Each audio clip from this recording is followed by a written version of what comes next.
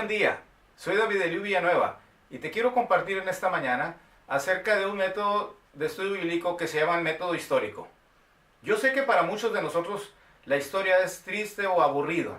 Cuando yo estaba en la primaria siempre me pregunté, ¿para qué nos dan historia? Cuando estaba en la secundaria decía, otra vez la historia. Y en la preparatoria yo decía, no, sáquenme de aquí, no quiero nada con la historia. Yo tenía la idea de que la historia era triste y aburrida, hasta que me di cuenta que realmente tenía muchas lecciones para nuestra vida. Hay una frase que dice que el que no conoce la historia está condenado a repetir sus errores. Te estoy diciendo todo esto pues porque el método histórico de estudio bíblico es un método que nos ayuda a ser detectives de la palabra de Dios.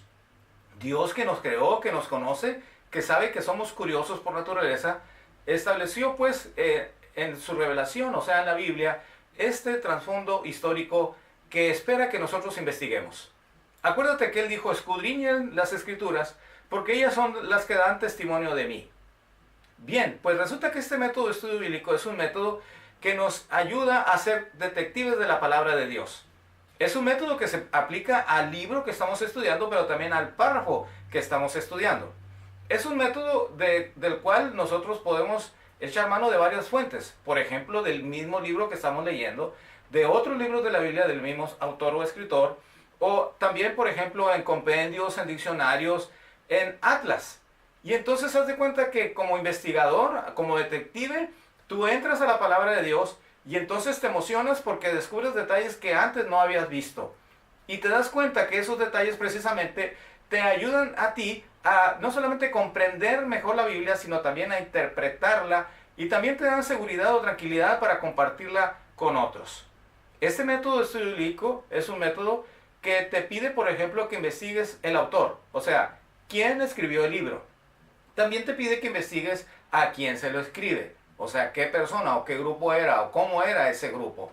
Te pide que investigues dónde estaba el autor y dónde estaba el destinatario, o sea, el lugar. Y también la fecha, o sea, la época. A veces no podemos encontrar una fecha exacta, pero por lo menos aproximada. Y tratar de descubrir las circunstancias que había en esa época o en ese tiempo.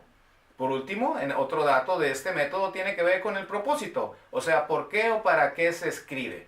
Los libros de la Biblia básicamente se escriben con tres propósitos. Uno de ellos es el evangelístico, o sea, lograr que la persona, el destinatario, pueda recibir a Jesús en su corazón como Señor y Salvador. El otro propósito general es el didáctico, o sea, enseñar alguna doctrina o corregir algún error doctrinal. El otro propósito general de un libro tiene que ver con un propósito pastoral, es decir, animar a las personas en alguna de sus emociones.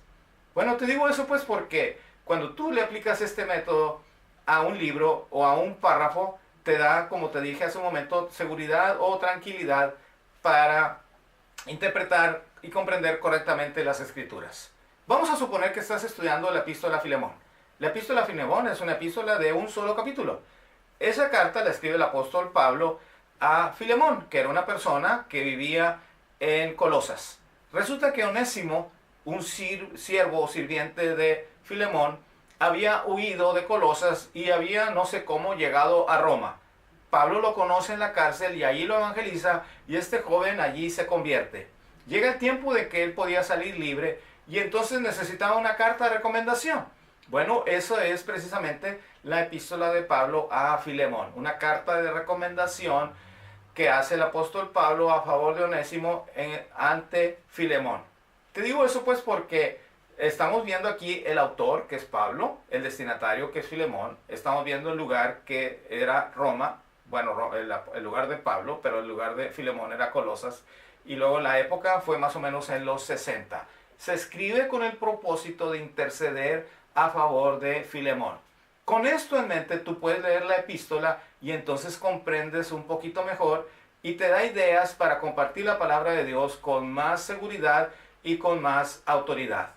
Yo deseo con todo mi corazón que este método histórico tú lo apliques a un libro o a un pasaje de la Biblia y que experimentes en carne propia el gozo del descubrimiento y también la satisfacción de compartirlo con otros. Dios te bendiga.